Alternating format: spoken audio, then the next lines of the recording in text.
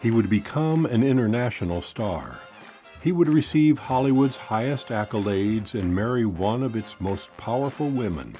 Known around the country as America's boyfriend, this man from a small town in Kansas would be known locally as Olathe'S star. August 4th, 1904, Maud and Bert Henry Rogers had a son born to them, and they named him Charles. His 3-year-old sister Geraldine had a difficult time saying brother and could only say Buddy.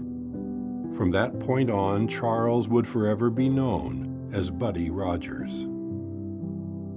By his early teens, he was delivering newspapers to 63 subscribers for his father, who was the editor of the Olathe Mirror. The precocious Buddy was also involved in sports, but soon discovered his great passion: music. He spent long hours mastering the trombone and the drum set that he bought with his paper route wages, and learned to play by listening to phonograph records. Eventually, he would join Olathe'S famed Ots band and would develop an ability for playing all instruments. This skill would serve him later in his life. After graduating from Olathe High School, Buddy decided to stay close and enrolled at the University of Kansas. Though he was just a few miles from his parents, Buddy intended to live it up. "I had a raccoon coat, a Model T Ford, 2 or 3 girls, and I was in a fraternity. Heaven," he later told an interviewer. Buddy's father heard that Paramount Pictures was running a contest to find 10 young men to enroll in its film school. Buddy reluctantly sent him a few pictures to pass along to Paramount. Soon, a crew showed up to campus to give Buddy a screen test, which the young man later recalled was surprisingly simple. "Now laugh, now cry, now turn around." Soon enough, Buddy was on his way to New York. His teachers soon had enough faith in him to offer a contract and Buddy's first small roles. Filming in New York, the newcomer had a few lines in W.C. Fields' "So's Your Old Man," and then was handed his first major role in the romantic comedy Fascinating Youth. In 1926, Paramount began production for Wings. This film, for its day, would be an enormous spectacle on screen. For the film, the United States Army marched 5,000 soldiers from Fort Sam Houston, along with artillery, tanks, armored vehicles, and over 200 airplanes. Its grand scale and the technical achievement of Wings would stun audiences across the country. Director William Wellman selected Buddy to star alongside Richard Arlen and Clara Bow. After Wings was honored as Best Picture at the first Academy Awards ceremony in 1929, Buddy's star rose even higher. His agent was inundated with a flood of mail from adoring fans, sometimes receiving 23,000 letters a month. Dubbed America's boyfriend, the dashing Rogers sent hearts fluttering all the way back to his hometown of Olathe and beyond.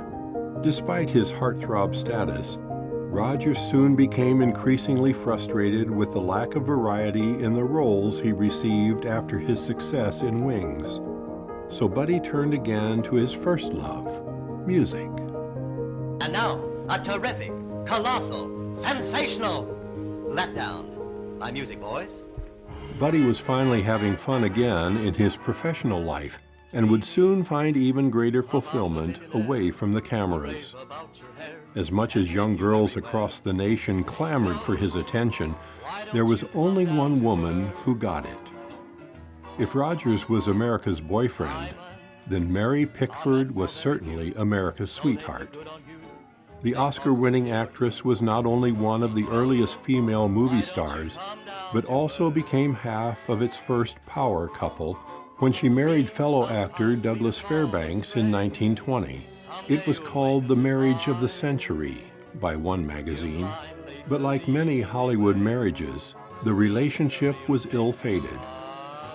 After seeing Buddy in Wings, Pickford asked Paramount to cast him in her next film, My Best Girl, in late 1927.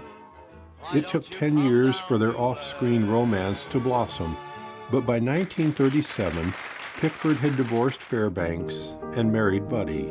The two would be together for 42 years. Hosting a party in the 1970s, Buddy told guests that she was my best girl in 1927, and she's still my best girl. Buddy joined Mary at her Beverly Hills mansion named Pickfair. He had made his name playing a pilot, and fittingly, when the U.S. entered World War II, Buddy was again called to the skies. Refusing to risk a Hollywood star in combat, the Navy instead commissioned him as a flight instructor. Buddy was posted to the Naval Operation Base in San Pedro, California, where he trained other flyers and flew new aircraft to fleet operational squadrons. After the war, Buddy continued to serve his country on reserve duty, reaching the rank of lieutenant commander before his discharge in 1949. That same year, Buddy and Mary teamed up with their friend Malcolm Boyd to form their own production company, Pickford Rogers Boyd. Then in 1960, Buddy received a star on Hollywood's Walk of Fame. By this time, his film career was effectively over, and though he went on to appear on television, Buddy and Mary turned their attention to charity work. In 1921, Mary had co-founded the Motion Picture and Television Fund with her husband at the time, Douglas Fairbanks, and other Hollywood greats such as Charlie Chaplin. Now that both their filmmaking days were behind them, Buddy and Mary worked tirelessly to raise funds for the organization, which still today provides health care, financial services, and retirement support to actors and other film professionals. However, the good times couldn't last. Mary had struggled with alcoholism for many years and began suffering from multiple health problems. Buddy continued entertaining guests in lavish style at Pickfair, but was powerless to help his beloved wife recover from her ailments. 2 years after receiving a Lifetime Achievement Oscar, Mary passed away in 1979. I shall treasure it always. In 1986, almost 30 years after he made his final film appearance, Buddy received the Jean Hersholt Humanitarian Award at the Academy Awards. I'm thrilled, Bob. Thank Sure. you, thank you, thank you, thank you. Right. And I also want to thank the Academy from the bottom of my heart. You know, they say that old actors never die. They just lose their parts. Buddy never forgot his hometown and would often make appearances in Olathe. Charles Buddy Rogers died of natural causes on April 21st, 1999, at the age of 94.